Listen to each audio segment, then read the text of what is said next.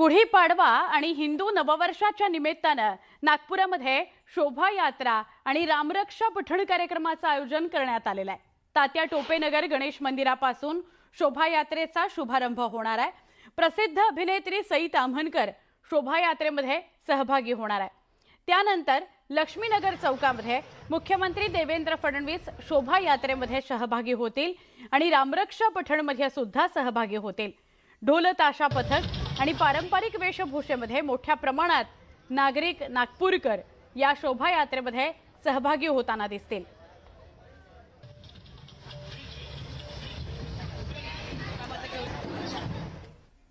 चला आपण थेट नागपूरला जाऊया आणि नागपूरला आमचे सहकारी प्रतिनिधी स्वतः उदय तिमांडे उपस्थित आहेत, त्यांच्याशी बोलूया। उदय, गुढीपाडव्याच्या खूप साऱ्या शुभेच्छा तुला। कसं वातावरण आहे, कशी आहे नागपूरची आजची सकाळ?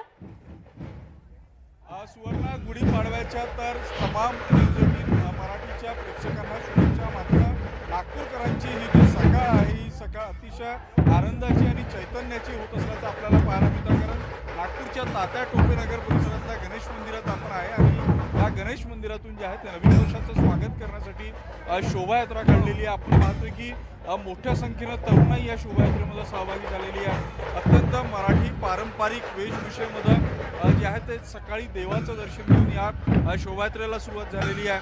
मग आपला पारंपरिक ढोलताशा पथक असेल किंवा जे महापुरुष असेल, शिवाजी महाराज असतील किंवा इतरही जे महापुरुष आहेत त्यांची वेशभूषा करून जी आहे ती तरुणाई या शोभायात्रेमध्ये सहभागी झालेली आहे।